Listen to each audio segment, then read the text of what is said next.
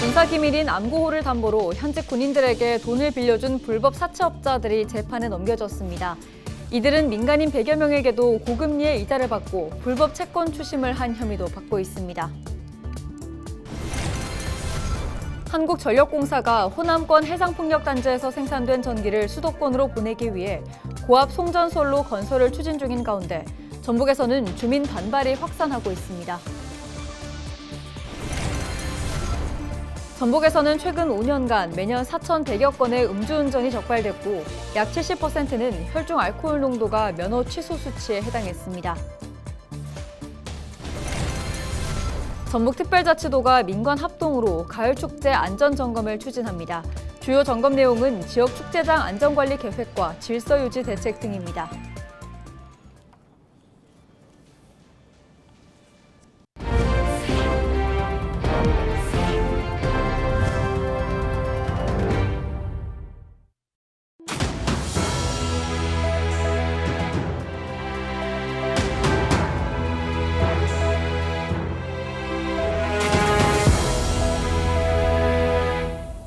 시청자 여러분 안녕하십니까? 헬로티비 전북뉴스입니다.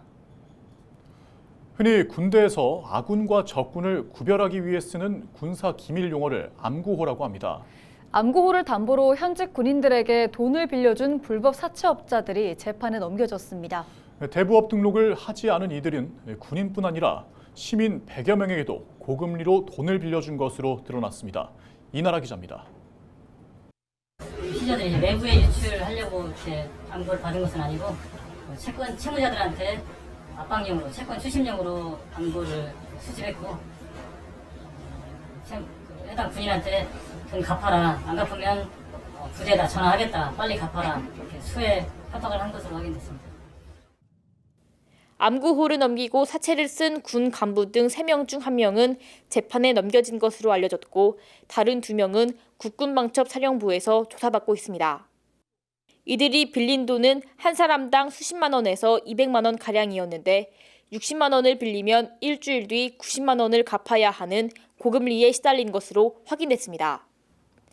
경찰은 피해자들이 운영한 대부업체가 일반인 100여 명에게 연이율 3만 %가 넘는 고금리로 6억 원가량을 빌려주고 불법 채권 추심한 것으로 보고 수사를 이어가고 있습니다. 경찰 관계자는 암구호와 같은 군사 기밀을 요구하는 행위 자체로도 처벌받을 수 있다며 국가 안보를 위협하는 행위에 대해 적극적인 신고를 당부했습니다. 헬로티비 뉴스 이나라입니다. 한국전력공사가 호남권 해상풍력단지에서 생산된 전기를 수도권으로 보내기 위해 고압 송전선로 건설을 추진하고 있습니다. 하지만 송전솔로가 지나는 전북에서도 주민 반발이 갈수록 확산하고 있는데요. 정명기 기자의 보도입니다. 송전선로 건설에 반대하는 고창과 정읍 지역 주민들이 모였습니다. 주민 몰래 결정하는 고압 송전선로 반대한다!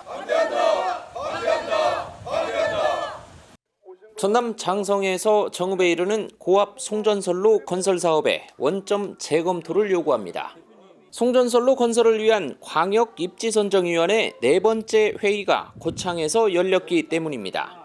적어도 이장단 대표라면 이장들한테도 그런 것이 공유가 돼야 되는데 아마 그게 거의 안 돼요. 이 지역이 전 지역이 생물권 보전 지역이라 하더라도 그냥 갈 수는 있어요. 이제 그게 좀 안타깝죠. 이제 그거마저 훼손되는 거죠. 위원회는 선호도 조사 현황과 송전탑이 지날 자리, 이른바 경과대역 후보지 등을 심의했습니다. 지금은 구체적인 방향, 노선이 아닌 경과 대역만 방향의 작전이라고 보십니다. 한전은 신장성에서 신정읍, 또 신정읍에서 신계룡을 잇는 34만 5천 킬로볼트 규모의 송전선로 신설을 추진하고 있습니다. 호남권 해상풍력단지에서 생산한 에너지를 전기가 부족한 수도권으로 보내기 위해서입니다. 고창군의회도 최근 신장성에서 신정읍까지 송전선로를 건설하는 사업의 전면 재검토를 촉구하는 결의안을 채택하기도 했습니다. 정읍에서 계룡까지 115km 구간만 하더라도 송전탑 약 250개가 지어질 예정. 전북 지역 대상지로는 정읍과 김제, 완주, 진안, 임실 등이 포함됐습니다. 특히 이를 위한 변전소도 지어지고 있는 정읍에선 시민단체가 급히 대책위까지 꾸리고 반대 시위를 이어가고 있습니다. 지역에서 생산된 전기는 그 지역에서 사용할 수 있게 수도권의 공장을 특히 신재생 에너지가 필요한 공장들을 이 지역으로 내려보내면 이런 지역 갈등, 주민 갈등을 사전에 예방할 수 있고 반대 주민과 환경단체는 물론 정치권에서도 전면 재검토를 요구하며 반발이 확산되는 양상입니다. 상황이 이렇다 보니 전북도 등 지자체 차원의 적극적인 대응을 주문하는 목소리도 갈수록 높아지고 있습니다. 헬로티비 뉴스 정명기입니다. 최근 5년간 전북에서 매년 4,000건이 넘는 음주운전이 적발된 것으로 드러났습니다. 민홍철 국회의원이 경찰청에서 받은 자료에 따르면 도내 음주운전 적발 건수는 2019년에는 4,700여 건, 2020년에는 4,300여 건, 2021년부터 3년간은 매년 4,100여 건으로 집계됐습니다. 또 적발자 70%가량이 혈중 알코올 농도가 운전면허 취소 수치에 해당했습니다. 10월 가을 축제가 잇따라 열릴 예정인 가운데 전북특별자치도가 민관 합동으로 안전점검을 추진합니다. 주요 점검 내용은 지역 축제장 안전관리 계획과 질서 유지 대책, 임시시설물의 안전성 등으로 취약한 부분은 축제 개막 전까지 개선할 방침입니다. 전북에서는 2일 김제 지평선 축제를 시작으로 임실엔 치즈축제, 정읍 구절초 꽃축제, 남원 흥부제 등이 잇따라 개최될 예정입니다. 제13회 남원 국제 도예 캠프가 오는 4일부터 사흘 동안 열립니다. 남원 춘향문화예술회관에서 흐르는 도예의 강 남원을 주제로 열리는 행사에는 11개 국가 100여 명의 작가가 참여할 예정입니다. 또 도자 문화를 주제로 한 다양한 강의와 물레 경진대회 등도 준비됐습니다. 시민 여러분들께 참여할 수 있는 체험 프로그램이 이렇게 준비가 되어 있습니다. 그래서 시민 여러분들이 많이 오셔서 감정적인 가을의 어떤 정취를 느껴주셨으면 좋겠습니다. 고창 갯벌이 국제지질학연합 IUGS에서 선정한 세계 지질유산 세컨드 100에 선정됐습니다. 고창 갯벌은 전북 서해안 세계지질공원의 지질명소로 생물 다양성 보전 등의 가치를 인정받았습니다. 국제지질학연합은 지질학과 관련한 국제 비정부기구로 2022년에 이어 올해 세계 지질유산 100을 발표했습니다.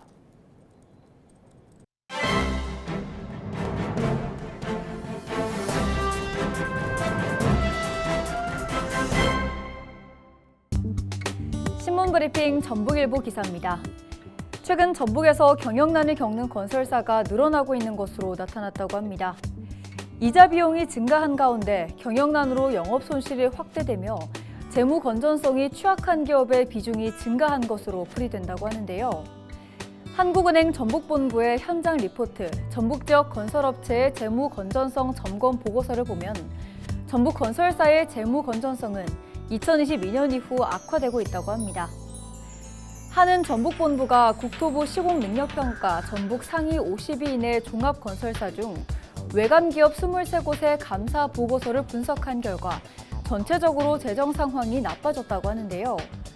이자 보상 배율과 유동 비율은 지난해 말 대비 하락하고 부채 비율은 증가했다고 합니다.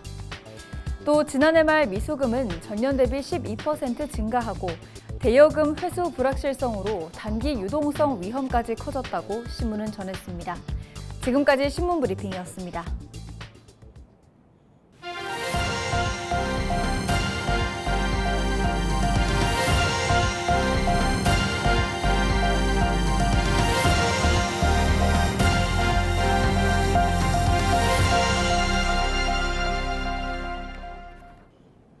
김제 씨가 오는 12월까지 신중년 시간제 근무 채용 지원 사업에 참여할 소상공인을 모집합니다.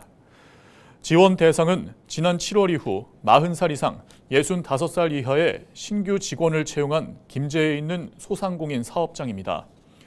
선정된 사업장에는 한 명당 30만 원씩 석 달 동안 채용 지원금을 지급합니다. 신청을 희망하는 소상공인은 오는 12월까지 김제 일자리 종합지원센터를 방문해 접수하면 됩니다. 임실 옥정호 출렁다리와 북어섬 생태공원 일대에 가을꽃이 만개했습니다. 임실구는 북어섬 일대 코스모스와 국화, 천일홍 등 각종 계절꽃을 심는 등 경관 조성과 편의시설 보완에 힘썼다고 전했습니다. 또 구절초와 꽃무릇, 갈대 등이 붕어섬의 가을 장관을 더하고 있습니다. 의료 폐기물 멸균 처리기를 개발한 스터리 바이오 코리아가 남원시에 120억 원 가량을 투자하기로 했습니다. 남원시와 스터리 바이오 코리아는 2일 투자 협약을 맺고 내년 10월까지 남원 일반 산단에 의료기기 멸균 처리기와 체외 진단 키트 생산 공장을 조성하기로 했습니다. 스터리 바이오 코리아는 남원이 교통망이 뛰어나고 주거 비용이 저렴하다면서 투자 이유를 전했습니다. 이번 투자 결정으로 우리 시의 농생명 바이오를 기반으로 하는 바이오 산업의 발전과 지역 경제 활력은 물론 신성장 동력이 될 수 있도록 적극 지원하겠습니다. 임실 지역에 500세대가 넘는 신규 주택이 대거 공급될 예정입니다. 임실구는 임실읍과 관촌면에 각각 120세대씩, 오수면에 80세대의 공공임대주택을 공급할 계획입니다. 또한 중대형 규모의 민간 공동주택 100여 세대가 임실군과 오수면에 공급될 예정입니다. 지역 내 모든 세대와 계층이 주거 복지 혜택을 누릴 수 있도록 차질 없이 추진하겠습니다. 고창군이 국가유산청이 주관한 2025년 세계유산 축전 공모에 선정돼 국비 11억 원을 확보했습니다. 이에 따라 고창 세계유산 축전은 내년 10월 고인돌 유적지와 갯벌 일대에서 열릴 계획입니다. 고창의 보물, 자연과 사람을 그리다는 주제로 열릴 축전은 사진전과 각종 공모전, 유적 탐방, 국제학술대회와 같은 행사가 마련될 예정입니다. 남원시가 정보통신기술을 접목해 축산의 모든 과정을 스마트폰이나 기계로 관리하는 시스템을 보급하고 있습니다. 남원시는 축산 분야 ICT 융복합 사업으로 예산 11억 원을 확보해 5개 농장을 지원하고 있다고 전했습니다. 남원시는 지난 5년 동안 30억 원을 들여 12개 농장을 자동화했고 앞으로도 사업을 확대할 계획입니다. 축산농가의 농가별 맞춤형 장비 지원으로 실질적으로 도움이 될 수 있도록 적극 노력해 가겠습니다. 고창 수박이 지리적 표시제로 등록됐습니다. 국립농산물품질관리원은 고창군이 1970년대부터 우리나라 대표 수박 주산지로 떠올랐고 달콤하고 아삭한 과육이 지리적 특성에서 영향을 받았다고 보고 고창 수박을 지리적 표시제로 등록했습니다. 지리적 표시제는 농산물이 특정 지역에서 생산됐음을 나타내는 것으로 다른 곳에서는 고창 수박이라는 명칭을 쓸 수 없습니다. 부안해양경찰이 전북지방환경청 등 14개 기관과 함께 유해 화학물질 유출에 대비해 대규모 합동훈련을 했습니다. 2일 군산항 오십도동 7부두에서 진행한 훈련에는 선박 7척과 차량 10대, 관계자 140여 명이 참여했습니다. 화물선에서 화학물질인 페놀이 유출돼 불이 난 상황을 가정한 훈련은 화재 진압과 인명구조, 주민 대피 등으로 진행됐습니다. 남원시와 익산시가 행정안전부 간판 개선 공모 사업에 선정돼 국비 5억 5천만 원을 확보했습니다. 이에 따라 전북특별자치도는 사업비 8억여 원을 투입해 1,500m 구간에 걸쳐 400여 개의 간판을 정비할 예정입니다. 남원은 독립로 750m 구간을, 익산은 약촌로 800m 구간에 각각 정비할 예정입니다.